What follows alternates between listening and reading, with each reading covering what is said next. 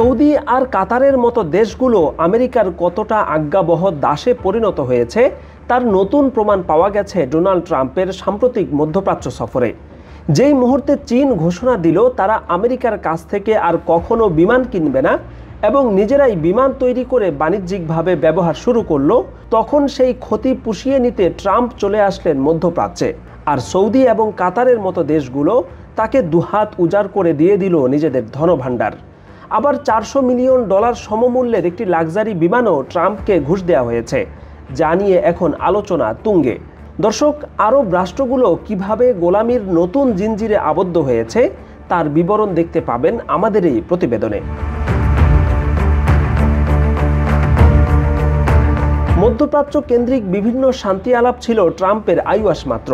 তার আসল উদ্দেশ্য ছিল মার্কিন বোয়িং বিমান এবং যুদ্ধাস্ত্র বিক্রি করা।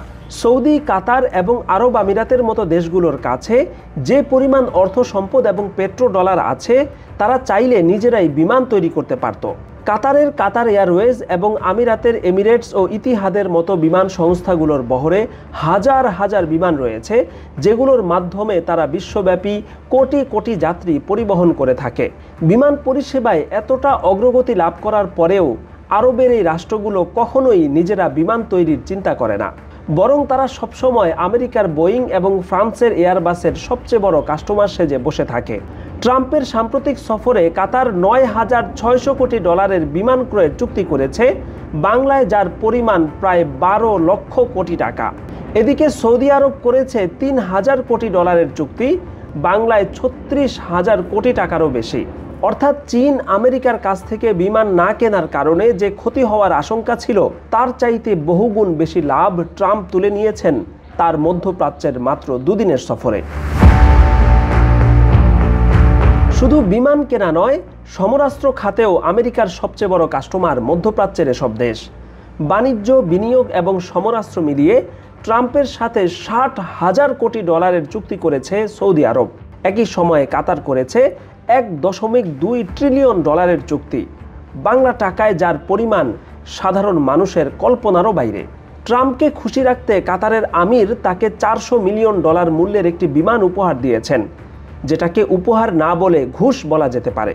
অর্থাৎ আমেরিকার তৈরি বিমান আমেরিকার কাছ থেকে $400 মিলিয়ন ক্রয় করে সেটাই আবার আমেরিকার প্রেসিডেন্টকে উপহার দিয়েছে কাতার সরকার। উপহারটি এমনভাবে দেয়া হয়েছে যাতে ট্রাম্প পরবর্তীতে প্রেসিডেন্ট না থাকলেও এই বিমান ব্যবহার করতে পারেন।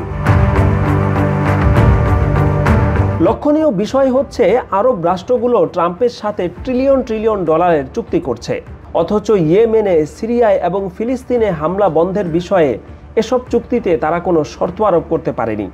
উল্টো ইসরায়েলের সাথে সম্পর্ক স্বাভাবিক করা সহ বিভিন্ন বিষয়ে তারা ট্রাম্পের কাছ থেকে নির্দেশনা গ্রহণ করেছে।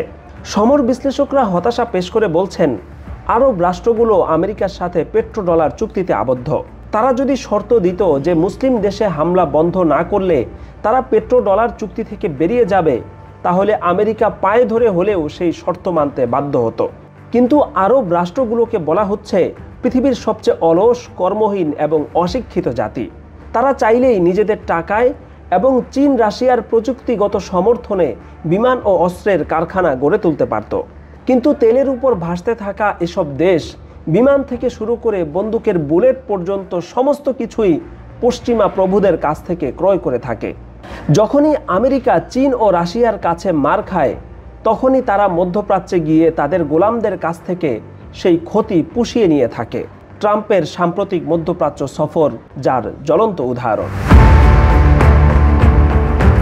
শাকিল আনোয়ার, আন্তর্জাতিক ডেস্ক, এমবিএ টাইমস।